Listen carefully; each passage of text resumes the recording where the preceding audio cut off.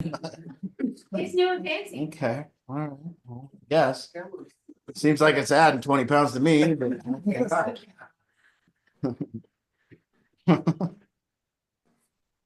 A lot of new people. This is we just did we started doing this Tuesday night group about 10 years ago.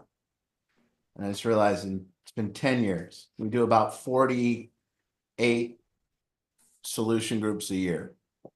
So welcome to episode 481. Where's my notes?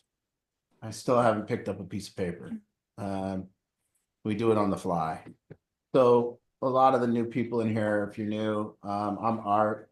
Got sober in 2011 and none of this existed. This is my childhood home. This is where I got sober with my father. Decided that enough was enough. And when he decided enough was enough, he told me exactly what I was going to do to win the family back. And luckily, my father was equitable, meaning he had enough equity and respect with me and power that he could do that. And, there was I used to ask this question of some families, and I always said, well, I think that there's a time with kids, and I don't know if this is going to happen with my own son that's on the way. Oh, by the way, we're going to pick up my son this week. We're leaving and we're going to Ukraine to pick up my son. So this is also the last episode that I'm not a parent. So I get to join your club, and now you can't tell me I'm not a parent, because I truly will be in about 13 days. So or less. So I'm in the club, and I'll probably be calling all you for some advice, but I ask parents a lot of the time, like, when did you, and it's happened in a lot of people's lives that I know, and it's not because of anything, but this kind of, as a parent, when did you lose the right to govern? So as a parent, when did you stop being the government, and when did the coup happen, or when did the overthrow of the government happen, where you couldn't have that kind of oversight? So yeah, my father, with me, I never overthrew the government, and when he decided it was time for it to be done, it was done. And when I got sober, and for all the people that are here getting sober, it starts out that you just don't do drugs. That's the whole goal. Becomes this mission of, I just can't do drugs. And for me, it was because everyone was pretty mad at me.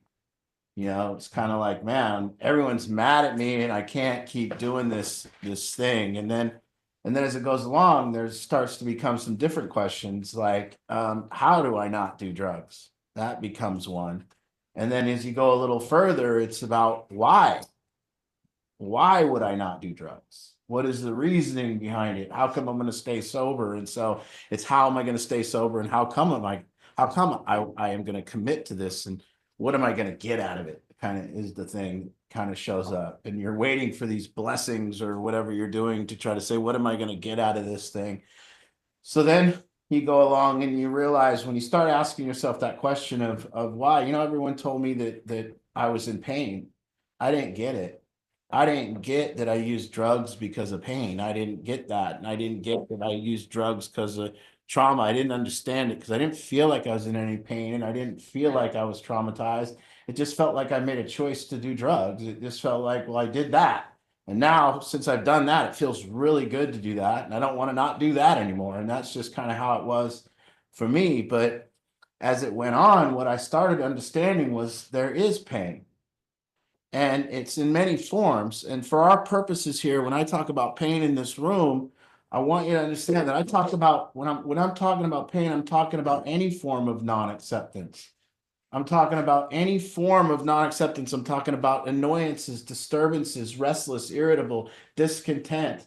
I'm talking about anger, frustration, all of it. So pain is all of it, all these different forms of non-acceptance that showed up for me. And then the question was, what do I do with this? See, now I can't use drugs anymore. And when those things used to show up, there was just this thing that I just did something with it.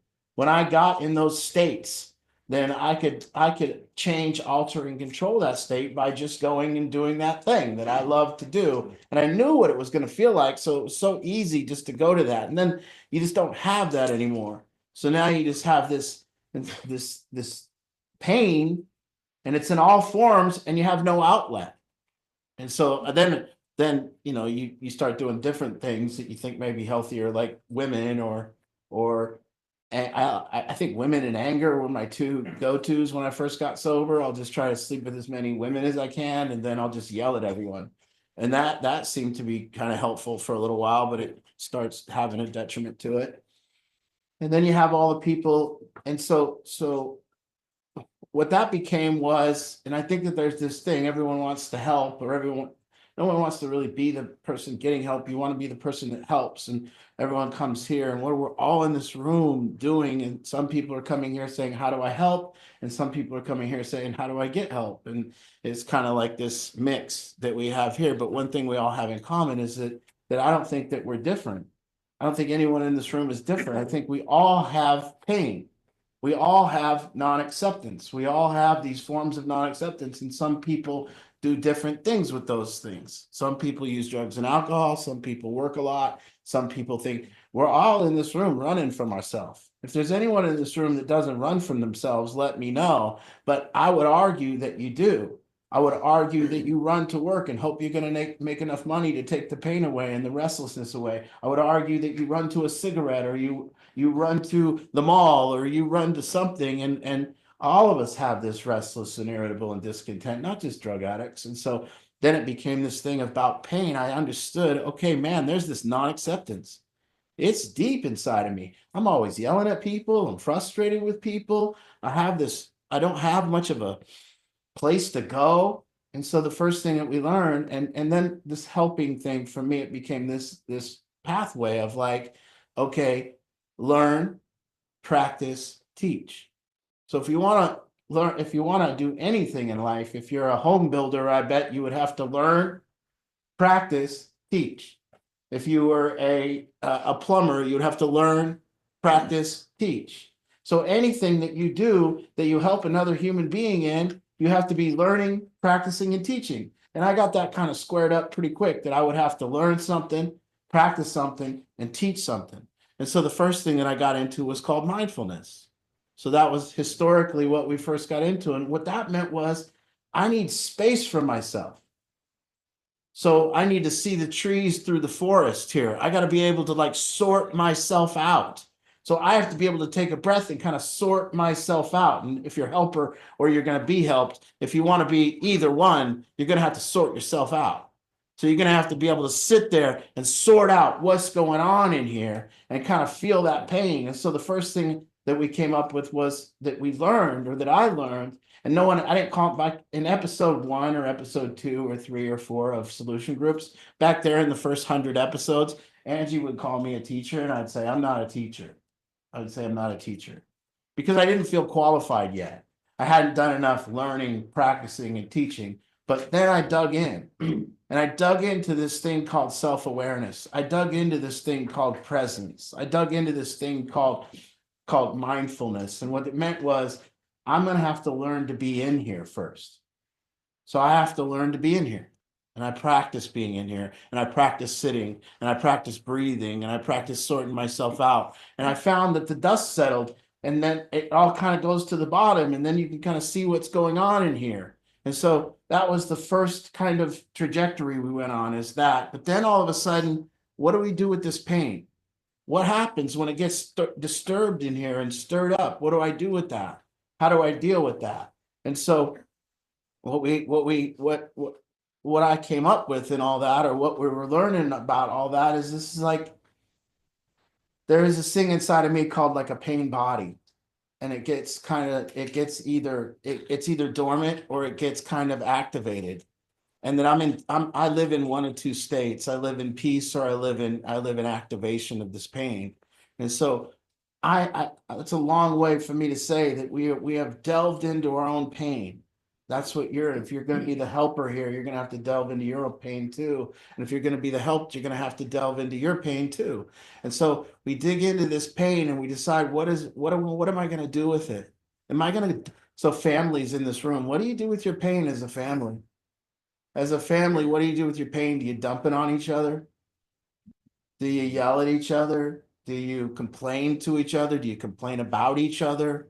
What do you do with your pain? And imagine living as a family and not asking that question. Because we know human beings have pain. We know we have restlessness, irritable, and discontent. And we know that we're all running from that. You know, there's two types of things that we're doing with our pain if we don't know about our pain. Number one, we're running from it. We're chasing it away. We're avoiding it. So people don't talk. People avoid conversations. People avoid conflict. People stay around the people that agree with them. People go to work a lot. People shut down a lot. People come home, and then you have people that are living together and they don't talk to each other. And one person shuts down, and one person wants to talk, and you can't get through to each other, and there's nothing you can do, and it's a stalemate. Well, that person's in pain, and this person's in pain, and no one knows it's pain. See, no one knows it's pain. Everybody just thinks it's you. Everybody just thinks it's everybody else. No one knows it's their own pain. So everybody just thinks, no, this will go away if everyone just behaves differently. And it never goes away. And you've been dealing with it for your entire life. There's probably parents here that believe as soon as my kid gets sober, I'm no longer going to be in pain. Yes, you are, because it's not about that. It's about your pain. It's about your running from it. You're saying, I'm going to be happy when I'm going to get it later. When I get on that vacation, then I'll be okay. Are you? When you got there, were you? Or were you worried? Were you frustrated? Were you still angry? Were you still fighting? What were you doing with your pain? And so as a family, we started teaching a Battlefield Addiction Forum because I used to help drug addicts. That's what I did. I had sober livings, and very early on, I said I decided to help. And very early on, I started learning, practicing, teaching, learning, practicing, teaching. But it was more back then about getting people to not do drugs. I didn't understand my own pain, which made me not even understand anyone else's pain. So I then too would be mad at people for using drugs. Crazily, I'd be mad. Like, what are you doing using drugs? Well, guess what? I haven't taught this person what to do with their pain. So what else are they going to do? And very quickly, the way that Battlefield formed. So, you know, we're trying to raise money here, and because Battlefield is not this private program that you came to today or whatever. Battlefield is our services that help families. Battlefield is our services that reach out to communities. So Battlefield was formed to deal with the family's pain and to deal with community pain and say, you need to come here and learn too. We're all the same. We're all the same sitting in this room. We all have this pain and we don't know what to do with it. And we're not having healthy outlets, and we're dumping on each other, and we're hurting each other as a family. And so really, really becoming what it led for me was that I had to become skillful. I mean, skillfully dealing with human pain. I have to skillfully deal with these forms of non-acceptance, my own irritations, all the stuff that shows up, and I have to be there with it. I can't wait. And this is everyone. Well, how do you know your son won't be a drug addict? I know 100%. I do. Because I am going to teach my son what to do with his pain. That's all I'm going to teach my son. His whole childhood is going to be about pain and what to do with it. You're in pain, son. Sit there. Deal with it. Be with it. It's okay. Learning, teaching. And that's what we didn't learn as kids. And our parents didn't teach us. And we didn't learn it. We didn't even talk about it. We just avoided it and told shut up. And no one said, hey, that's my pain that I'm dealing with right now. Instead, it was you're doing that. And you don't do that. And you don't do that. And stop doing that. And then it's going to be all gone. But it never goes away. We're still here dealing with it 50 years later. We're sitting here. We don't know what to do with our pain. So this thing is about, and then they say trauma. Well, I don't know about that word, because many of us, we can't relate. But for the most part, what do you do when you're in pain? And to sit with the family, how do you do? Do you cry? You know, families barely cry with each other anymore. They don't cry because it's about looking good.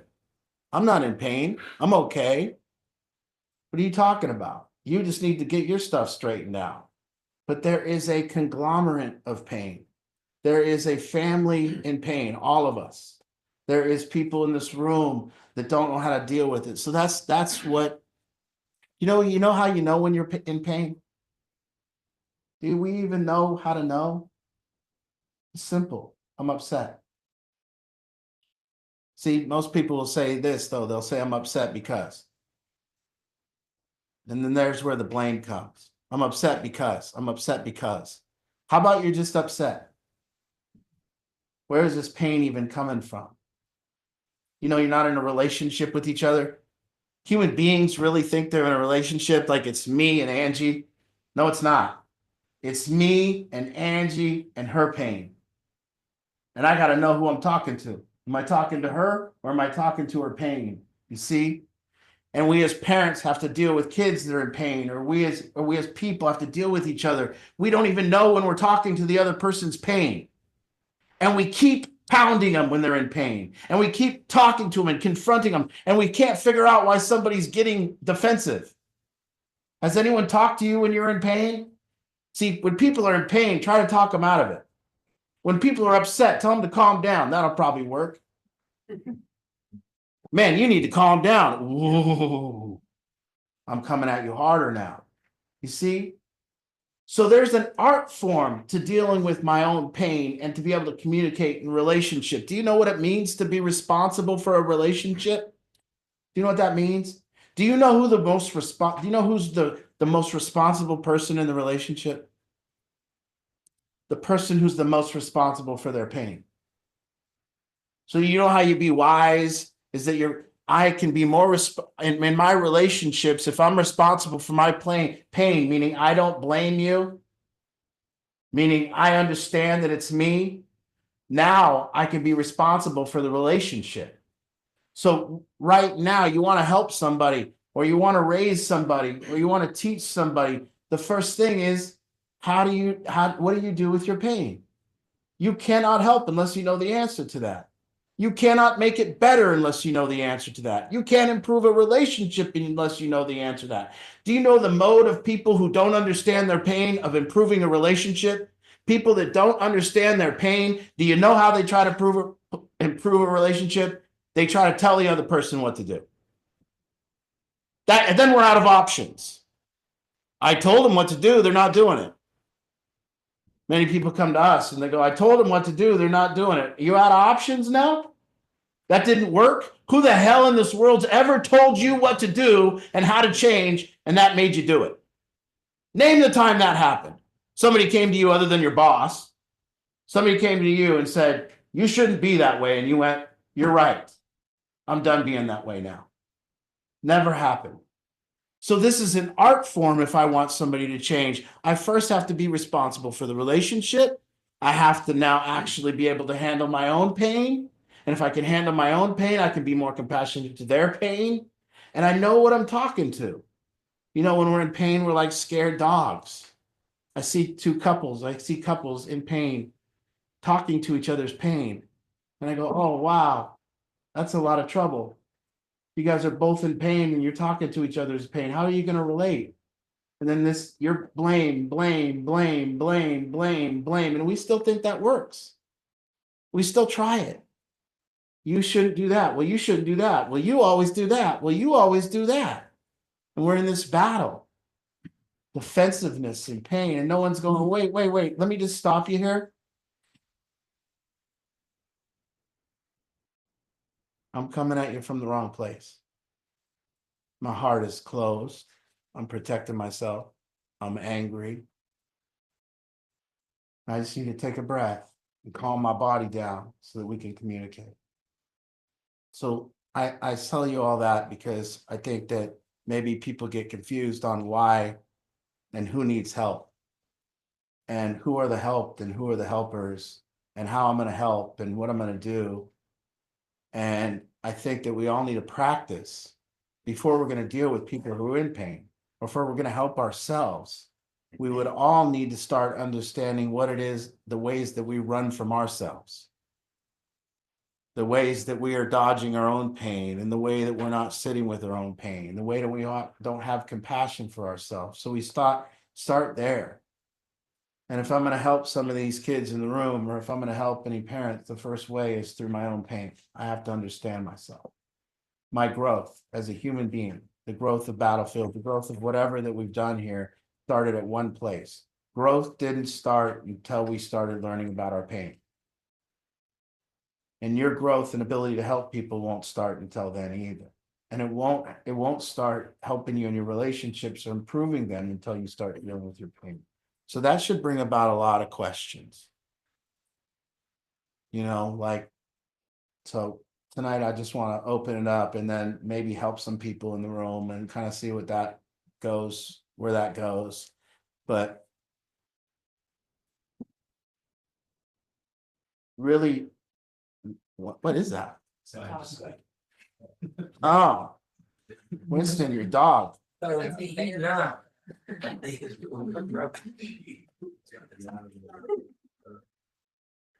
Who am I when I'm targeted? Who am I when I'm attacked? Who am I when I'm blamed? Who am I when I'm gaslit? Okay. You're new. You guys are new. Let's introduce yourself. I'm Jeremy Brown. Jeremy Brown. Kristen and Jeremy. Where are you from? Hilltop? We met them Huh. on Zoom. Or them. We did? We met them on Zoom about an hour, like a year and a half ago. They have a son, Sam. Remember, she was in the car. Okay. Yeah. Sam? And this is Sam? What's going on, man? Where you been? How many years? I didn't get that much time, but it could have been a lot of time. I mean, I had like some shit in the backseat and it was quite a big case. Okay. But I got blessed, I died only like a year. Yeah, I've been staying out the way, trying to not do drugs, but I've been smoking a lot of weed, I'm not gonna lie. Yeah. But I've been working, I just got a job and shit, and again, I'm trying to stay away from fentanyl and all that, you know? Yeah. Well, that's better than that. Yeah, I mean, What kind of work are you doing? construction, I work with my brother, he got a big outfit out in the north end of Tacoma, it's like 20 people, something like that, contractors, and he's got like 6 people in the office, so it's pretty good, but he's trying to make me like prove myself, because hard bridges with him, and shit. What are you doing with your pain? Trying not to spread it to other people. Yeah. To be Yeah. honest, How do you think you spread it to other people if you do?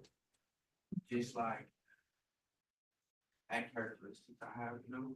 Defects. Defects, yeah, and then also, I don't know, sometimes it's hard for me to get along with people because they haven't lived the life that I have.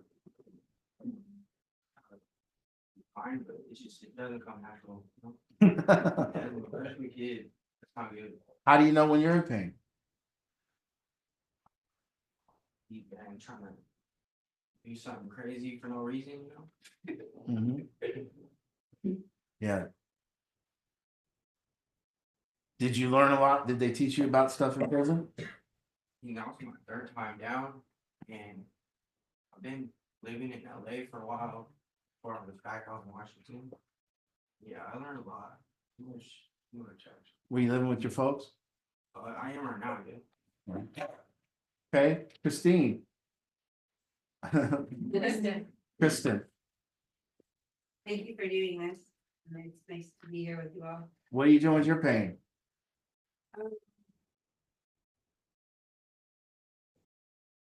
I get angry a lot and I pour myself into doing things that I feel are making a difference. But it's probably not healthy, right? It looks healthy. It looks good to people. Yeah. So we've been very aware, just so all of us are aware. Been very aware that helping people from our pain. You kind of led into it, right? It's not that healthy.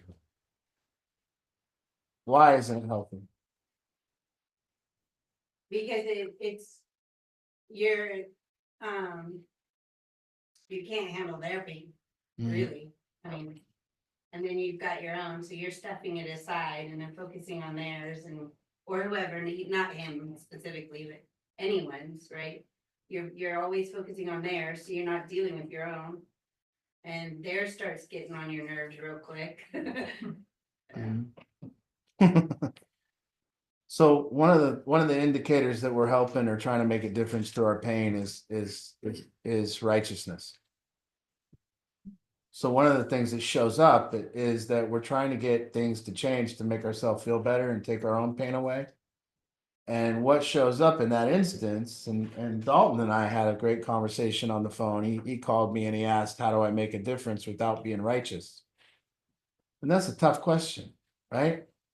Because when we're trying to make a difference with somebody, we're telling them they're wrong and we're right. And that's what we've learned is a mode of operation as human beings. And it's hard to see how there's a way to make a difference any other way. It's really hard to see that if somebody is behaving very poorly, that not telling them they're behaving poorly would be crazy. It just seems so obvious, right? And so the understanding of our pain means, where am I speaking from? Where am I trying to make a difference from? When I'm in pain, I can't make a difference. Can you imagine if I was in pain and I tried to make a difference with Sam and I was pissed off and angry? You see, you'll learn real quick, and you probably have, that when you try to make a difference in this world and it comes from your pain, you get righteous, they get defensive, you get more angry, and then we shut down and give up. And then we kind of leave the situation and go, yeah, they're effed. They're stupid. And to be able to push forward in making a difference, I have to be able to feel my pain and be there with it. And I have to be able to keep myself regulated through that. And then I have to be able to feel the moment, and this is where the work is. Do you know as a human being whether your heart is open or closed? Do you know? Do you know what it means to have an open heart? Do you know what it feels like to have an open heart? Do you know what it feels like to be in full acceptance? Or do you know what it feels like to have your heart closed and the anger come and the heart rate go? And so this is what we're talking about. We're talking about changing lives, changing people, improving things from an open heart or a closed heart. And closed heart don't work. And so we have to learn, when we want to make a difference and we want to help, that we have to practice keeping this open heart. We have to practice regulating ourselves. There's the growth. That moment, do you know the moment your heart closed? Were you there? Or did it happen so quick you missed it? Did you go from this to this like that and miss it? Did you feel the jerk in your body and the movement and the muscles tighten? Do you feel that? See, there's the working point. So now the heart of the matter is, how do we learn to deal with our pain? Right there. The moment you feel your heart going like this and just shutting down, and the moment you feel that inside your body, to be able to go and to practice keeping this heart open to deal with people. It's needed in our society. Do you know how many people are trying to make a difference in our society with a closed heart now? Almost everybody. So everybody's mode of operation is to complain, complain, complain, complain. And that's all we see. You cannot make a difference through your complaints. It doesn't take a genius to see what's wrong.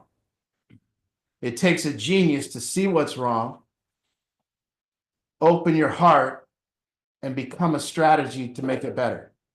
That's called being responsible. So the moment I now open this heart, decide what I'm going to do, how am I going to make a difference? What am I going to say? How am I going to reach people? How am I going to actually get my point across? Things change. So as a family, this is how we learn to discuss and talk to each other from a place of an open heart. And we stop the conversation when hearts close. We stop, because there's where damage has. I love that you said your defects come out. We are not defective as humans with an open heart. Nobody is. With an open heart, we are beautiful. We have this way about us. We have this truth about us. But the moment our heart closes, we are all defective. And every one of our character defects comes out. Sarcasm, passive aggressive, silent treatment, domination, angry, just these little slights that we give, the digs we give each other, the eye rolls, all that comes out when the heart closes.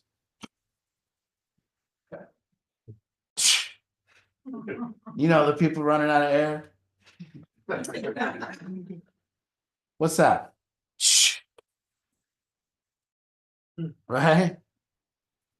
When my heart closes, I'm a prick. I know that to be true. People don't like me and I can't make a difference and it sucks. And sometimes it happens and then I have to apologize, but I don't behave well. So it's this beautiful thing that's what we're doing. And your family gets an opportunity now to discuss in a different language our pain. It's no longer, I'm upset because you keep doing that. It starts being this idea that I'm just upset.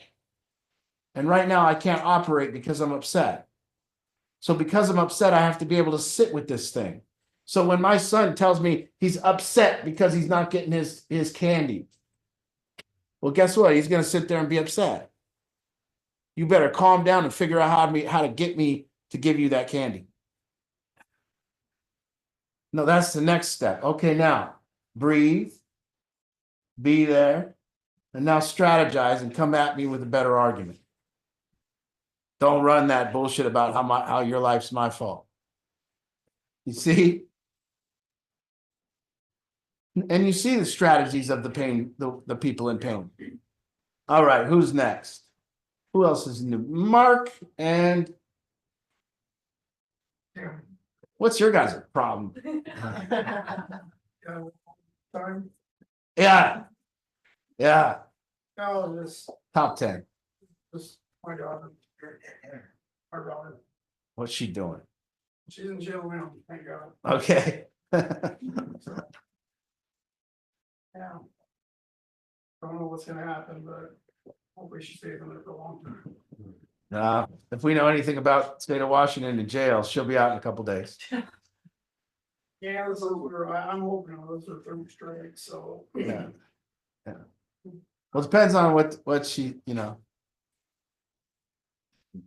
We're gonna take some time afterwards. Oh, okay. So, And this is your wife? Yeah. Stepmother, Her stepmother. What's your name? Tammy, So what's she do out there on the streets? fentanyl. Fentanyl. anything she gets her hands on, but with fentanyl. I didn't know where she was for the last 3 years, but her real mother and myself, we actually have all been. They kind of dropped me in the mix. I'm recovering too, so I didn't know about all that was going on for like a month ago, and then I got dropped in the ground zero. It's like, whoa. Yeah. Yeah, so, and I kind of know I was just hoping, just going out there and visit her in the woods. And just loving her. I'm a dad, working here, just like me. Mhm. I almost feel like it's paybacks for what I did. I'm experiencing a lot of pain. Oh, man, I hope my son doesn't pay me back for the shit I did. Maybe I'm wrong here. You know? Yeah, I just kind of, I just seen her Thursday.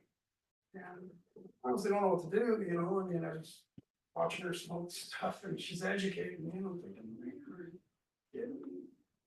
Come home to people who love you. You know? Yeah. But she's not only addicted to the drug, she's addicted to the person she gets it from. And they've been needing to be separated for years and. I just kind of knew that this is the only way is getting her picked up and. I mean, I went to the lengths of making the deal, hey, let's get her arrested and. So we don't need time out. Mark, here's the deal. When will your pain subside? Well, I don't know. I don't know. I mean. It's just sad to see that she chose this life. That's all. And I know it's choices, but Okay, I want you to say something, and this is a mini consultation here. So, is your daughter a fentanyl addict? yes, So your daughter's a fentanyl addict. Is your daughter sleeping on the streets? either way, she's feral. She sleeps on the streets. She lives in camps. Now, she has a boyfriend that's a dealer that she's, no, Oh, she hangs around. she hangs around. And what do you mean she's addicted to that person? Home story, Yeah. but it's complicated and it sucks. Well, let's just stick with your daughter sleeps on the streets and she's a fentanyl addict. What'd you have for breakfast? Coffee. Coffee? Did you have any dinner today?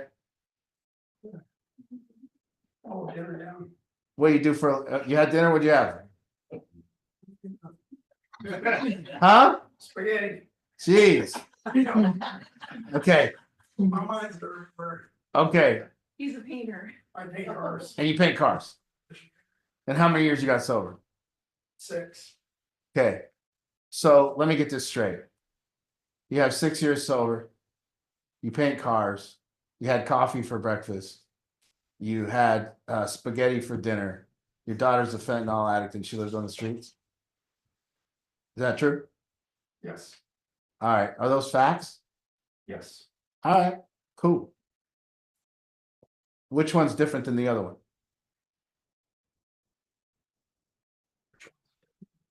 Yeah. Are they any of those different types of facts or are they all just facts? On the street anymore, she's in jail. Okay. That's a good thing. Now she's in jail. Yeah.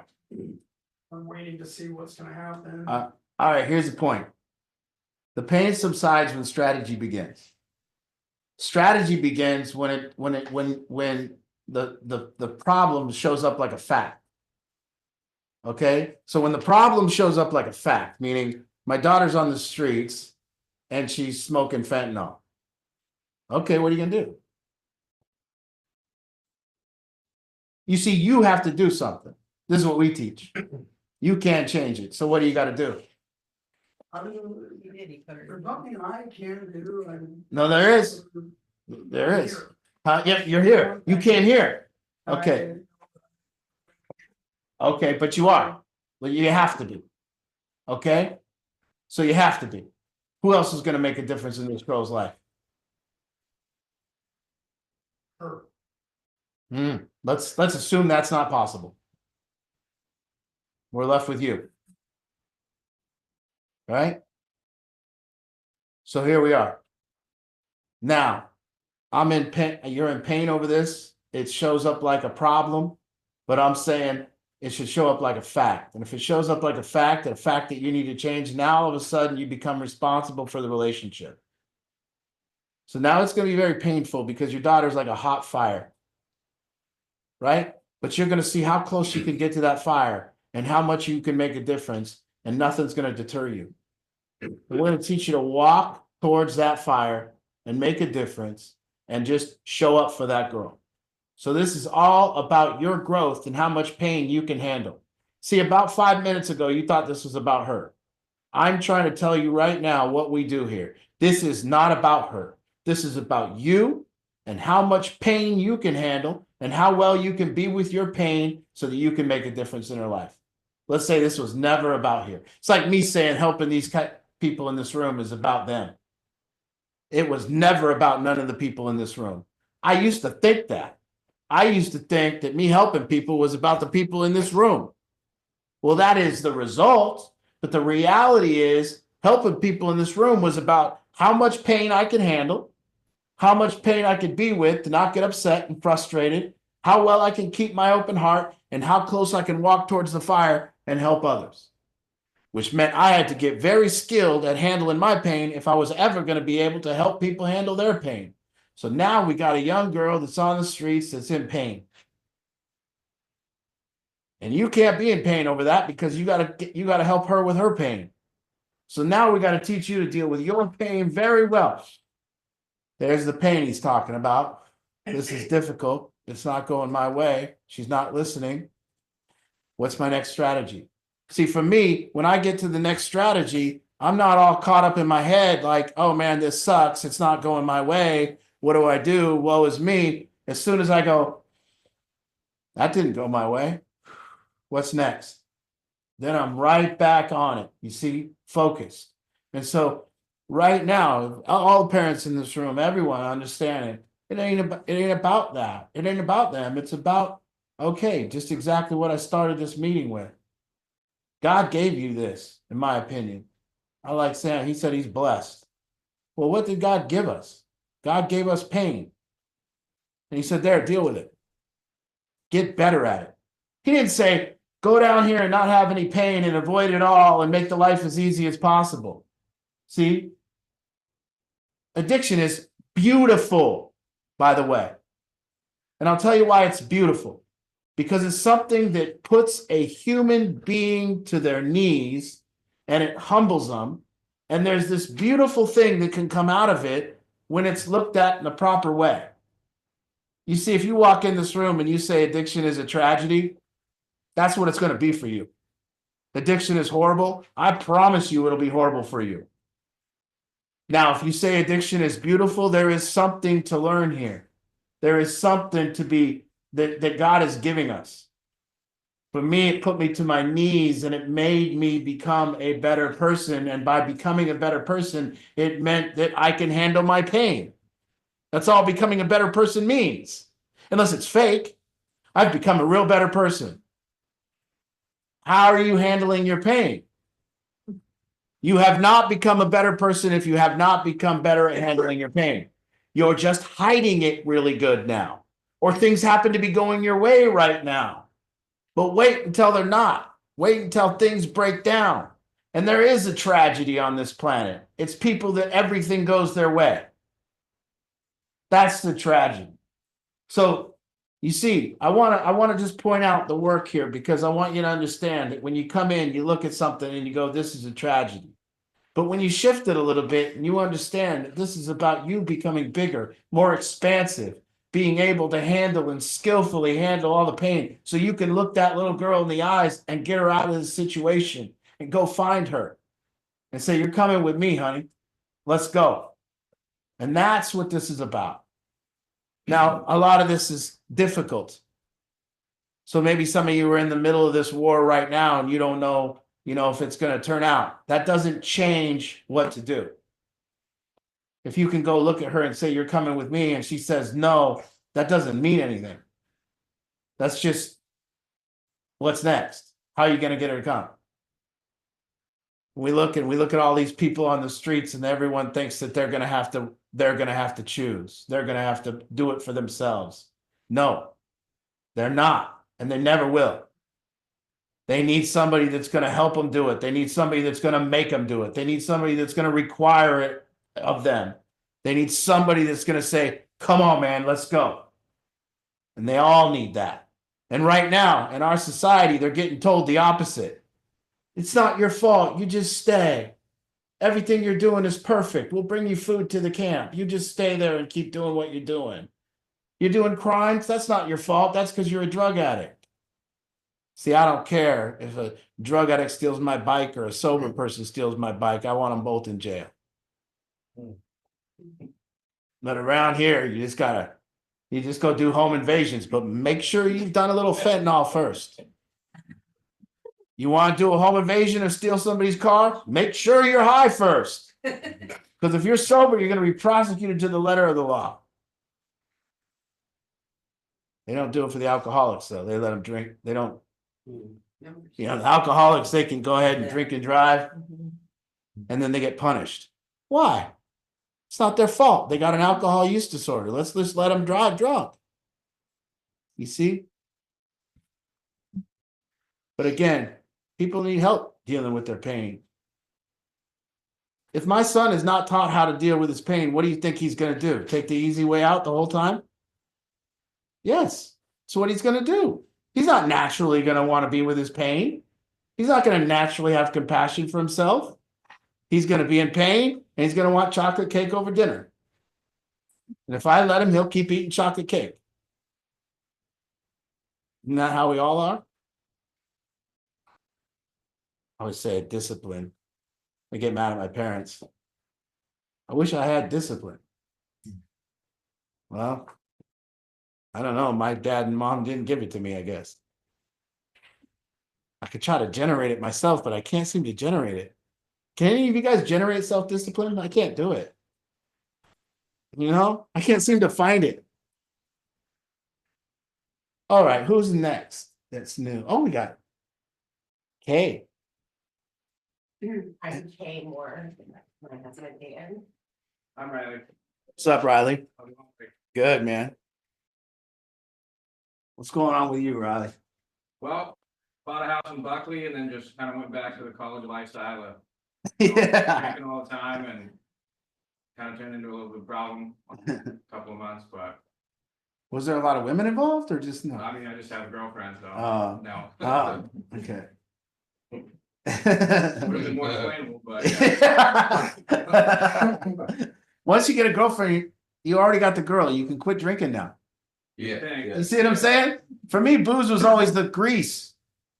Yeah. I needed it. You know what I mean? I needed a little booze so that I can talk to women. But once I had a girlfriend, I don't need to drink anymore. That's fair, yeah. Yeah. But yeah, now it just kind of got out of hand once I moved in, well, when I bought my house, so Let me ask you. You think you're in pain? I mean, I'm learning about it. Yeah. Didn't think so, sure, but And it's not that kind of like you've been victimized pain. I'm not saying that. no, I understand, yeah, I've been. Just that pain of like, fuck, man, what am I gonna do if I don't drink?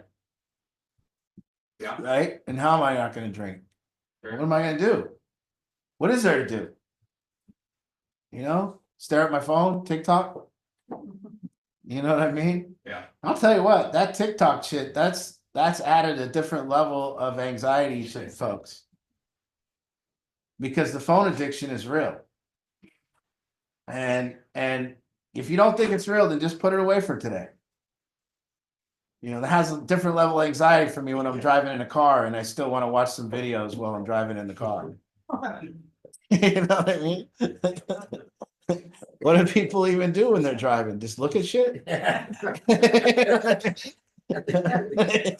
road. What do you guys do? Look at the road? Oh my God, that's boring. You know? Paige. Young Paige, how old are you now? Do you remember when I used to babysit you? You don't remember? You were, yeah. Yeah, do you remember? You don't remember? Yeah. I gave you $100 one day. Do you have that still?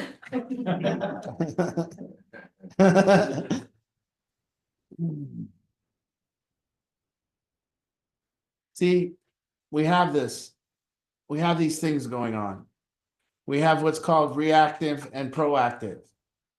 We run from pain and we react to pain. We run from pain and react to pain. And somebody's voice in their head right now is telling them how to get away from pain. It's always doing it. So as you drive home, it'll tell you how to get away from pain when you drive home. It'll tell you to think about something else. It'll tell you to not be present. It'll think about what you need to do tomorrow. And the whole point of this voice in your head is to try to get you to be better because it's telling you if you be better, you're not going to be in pain anymore. And so we have that. And then we have a thing that reacts to pain and starts being like a fireman to pain and starts helping us put out the pain. And that's the voice in our head that tells us to do something when we're in pain. That's the voice that takes over and controls us and says, yeah, and makes us yell at people and makes us do things. But if you watch closely, you'll see that you have two different categories of voices right here. And one of the voices will be talking about what you need to do. And the reason it's talking about what you need to do is it's kind of get you to avoid pain. And then you'll have a voice that tells you what to do when there is pain. Give them the silent treatment. Yell at them. Go to your room and isolate. Don't talk to that person anymore. Be done with that group of people. Never hang out with that person again. That's the reactor. And over here, you got the manager. And that manager all day, watch, try to sit still. Take 20 minutes and listen to what it tells you to do. It will sit there. And I promise you, put your phone down for 20 minutes and listen to the voice in your head tell you that you need to do something. It won't sit there and go, this is nice. This is enjoyable. It will immediately start saying, what are you doing just sitting here, dude? Get some shit done. Hurry up. Everybody's watching you. If you don't get it done, what? What? You're going to run out of money. hurry up, make more, do this. It's right there. The reason that voice is there is because your pain is right here. And that pain is rumbling up and it's just right there and it's restless and it's irritable and it won't let us rest. And then the phone comes into play and it says, grab it, check it, grab it, check it, grab it, check it, grab it. It's doing it right now to you. It's in your pocket and you're going, who's texting in? I need to look at my phone. Something big is happening. And it's right there.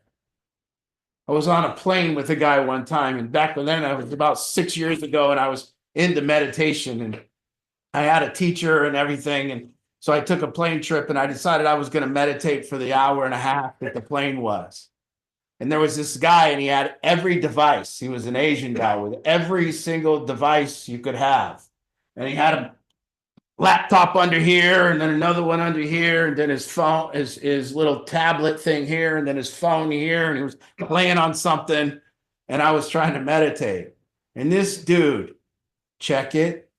He would pull it out and check it. He'd put it back in the seat thing. A couple seconds later, check it. Put it back in the seat thing. And I was like, meditating. I'm like, this dude's going to check it again. This guy is going to check it again. And then I'm starting to get angry.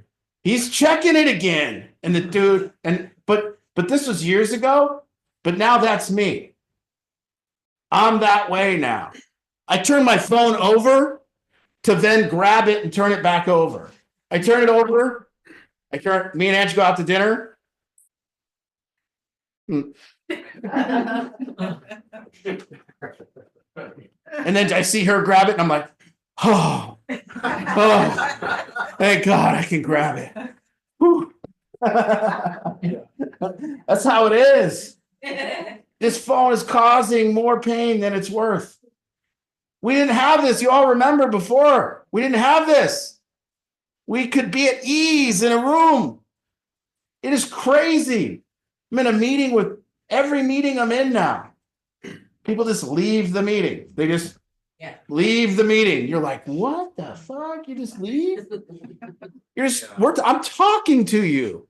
You know, I have to leave mine in the car though, because I'm just as addicted. You know, I get to the stoplight. Angie's holding my phone now when I drive. She holds it. It's in her purse. I'm looking over. I mean, literally, I got to put the thing in the trunk.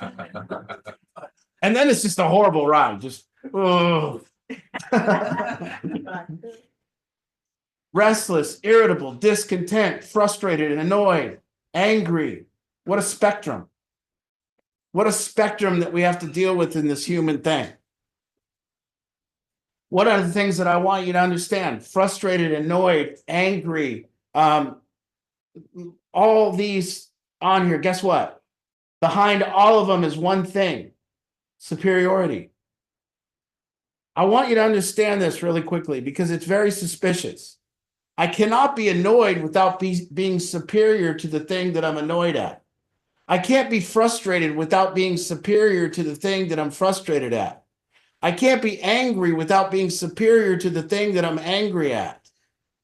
See, what that means is I'm not frustrated. I'm not angry. I'm not annoyed. I don't feel good inside and I need to feel superior to something. That's what it means. See, did you notice that when your kid was throwing a tantrum when he was younger, you didn't go call your friend and have to like blame your kid? You notice when that was going on up to a certain age, you knew that you had to get better and calmer to handle that kid. You knew that because you felt responsible for the relationship. A lot of bosses, when they have employees, they're able to handle their employees better than their family. Because with their employees, they feel responsible for the relationship. They feel responsible to learn, teach, and lead. But with our families, we might not feel responsible. So we feel dominated and we just want to yell and be superior and be victimized. And so what our pain does to us, what it does is it causes a feeling inside of us that we need to dominate that thing and we need to be superior to it. And so when I learned, and I thought it was very suspicious that every time I was angry, I was better than the thing that I was angry at. And then I started understanding that maybe I'm not. Maybe I'm not better than the person I'm angry at. Maybe they did what they did and I do what I do. And now maybe I gotta actually see that that person is just a person in pain. And me being superior to them doesn't help them with their pain. So now I have to understand, okay, well, what am I really getting out of this thing? See, what was the use of anger? Well, the use of my anger is it validates me as a superior human being. And that was that's how I used anger. It validated me as a superior human being. It also validated that I'm not responsible, that they are. And so it did two things. It alleviated my responsibility for the relationship and said, I'm out, they got to change, so I could quit that relationship. And then it also let me feel superior so I could go tell everybody that I was better than the person and I could vent. So now I would leave the relationship and go vent about the person and tell them how they suck and I don't. But see, there was a problem with that because I wanted the relationship to get better. And that wasn't going to do it. So now if I really have to look at it, my anger doesn't have any use. And it was only used because I wanted to feel superior. So now what I have to do is I have to be able to regulate this pain so that I don't manifest the anger and I don't manifest the superiority so I can stay in the fight and improve the relationship. I don't get to use it anymore. And I can't even con anyone that when I'm angry, it's good. There's no one left in my life that'll buy into my venting, including Ange. If I go home right now and tell her how the relationship isn't my fault and people are acting stupid and how angry I am, she ain't going to buy into it. She's going to wait for me to get done venting and then she's going to go, what are you going to do? How are you going to change it?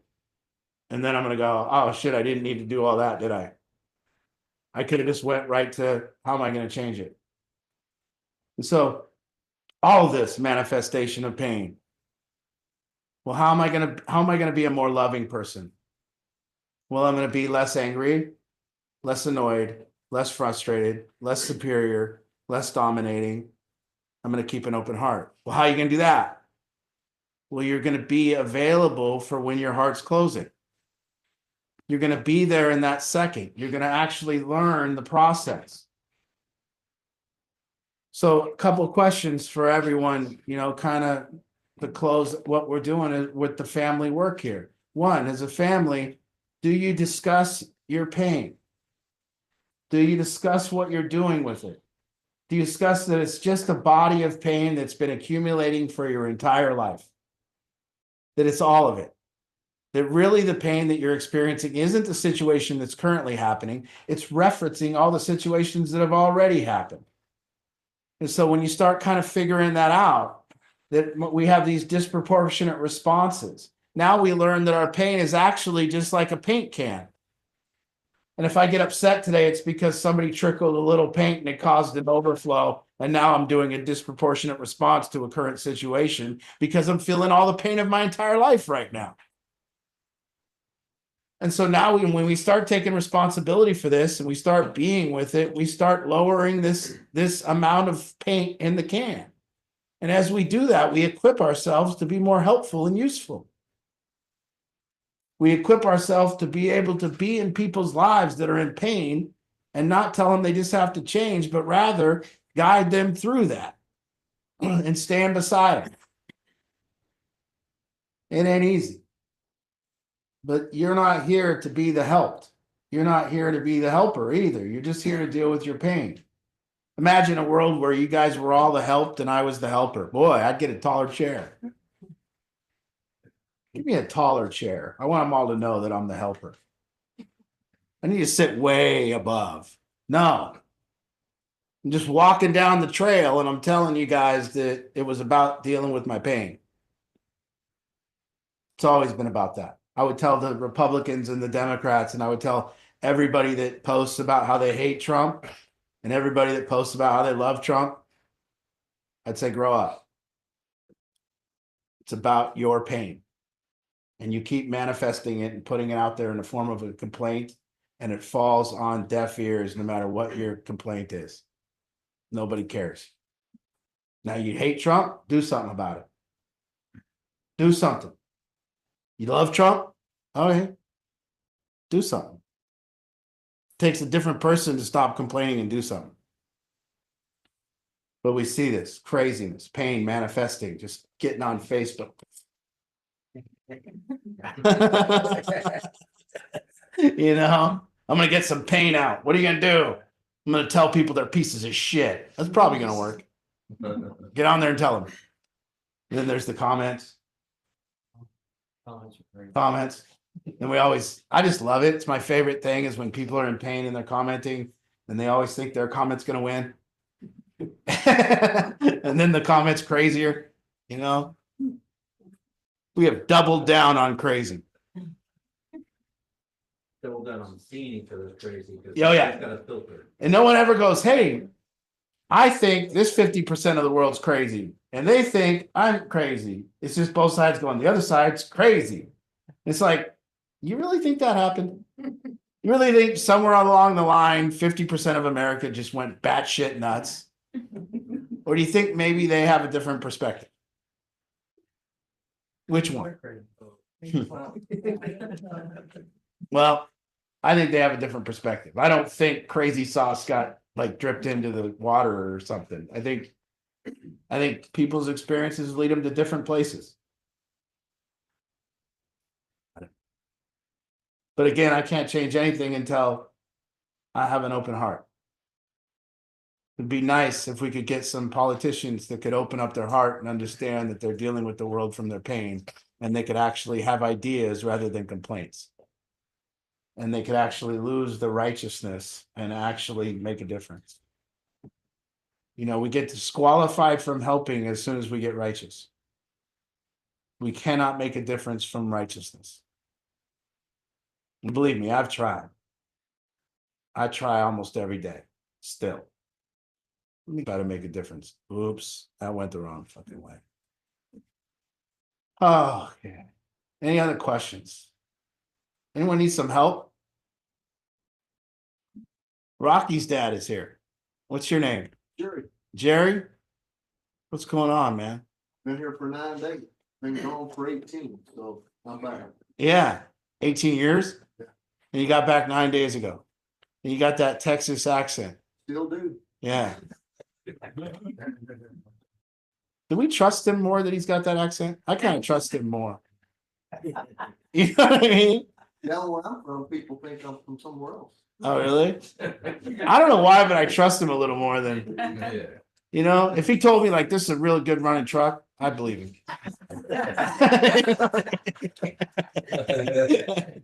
That truck runs real good. I'll believe you. Plant that there, right there in the ground. That'll grow. I like what you're saying. Yeah. You're making a lot of sense to me. See, you know what being right feels like? Feels like sunshine on your face on a warm day. People love being right. You know that? There's a look about being right, you know? You win an argument. You can't win arguments anymore because there's nowhere to get the truth. But remember when we used to have an argument and you could look it up in an encyclopedia? And if you looked it up and you won, you went. Or how about this one, arguing over the words of a song? And then you pull up the lyrics and you're like, see? You didn't know? That's the worst when you think the lyrics are something and you're dead set that those are the lyrics. And someone proves you wrong. And then you don't want them to know that you're wrong. They Yeah. just found the right answer. Yeah. Try to prove it. But nowadays, you can't be right about nothing because you can find contrary evidence on where you go. Climate change? No, it says right here it doesn't exist. It says right here it does. Oh, okay, well, sure.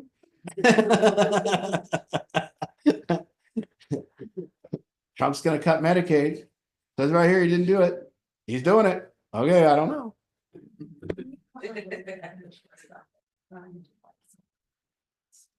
Okay, what's your name first?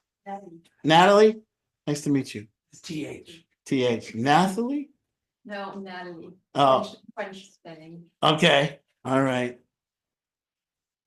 So About 6 months ago, just for all the people that are here, Battlefield had never got political. We never found it necessary to get political. We were going to stay in our lane, do our solution groups, help families. What started happening around here is there's becoming a different, I would say, product that the streets are creating. One of a product of a human that does drugs that for the first time in maybe history is told that they shouldn't feel any kind of guilt or shame for doing those drugs. That what they're doing is perfectly being normalized and told that it's okay. And they say we need to destigmatize fentanyl. That's part of their narrative. We need to destigmatize drug use. We disagree. We believe at Battlefield that bad behavior should have some sort of stigma attached to it. That do we want to teach high school kids right now and junior high kids that smoking fentanyl is okay? That it's a good thing to do, that no one should be angry with you, that you should get to do it on the streets? I don't think that that's a good direction to go. So with that and all the other kind of crazy things, what it produces is somebody, they always ask me what the solution is for addiction. I don't know what the solution per se is, but I know this. I know every single person that's ever got sober and stayed sober has done it through increased responsibility.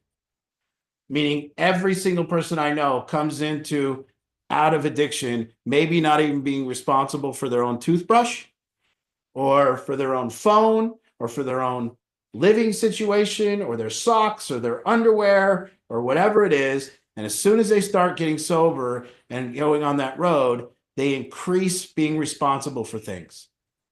So in my opinion, it seems that being responsible for things is the way out of my addiction and how I stay sober. Maybe not how I stay off drugs, but maybe not do drugs. But it's the reason, my responsibilities are the reason now that I do stay off drugs. That I've now accumulated something of a body of work that I don't feel like I can just blow down like a house made of sticks. I've worked hard for this and I can't just make a decision on the whim. So what they're doing to people is making it so they're not responsible for nothing, including their own recovery. And they're saying that the system needs to get people sober. Everybody in this room that's sober, the system didn't get you sober, you did. The system made you get sober.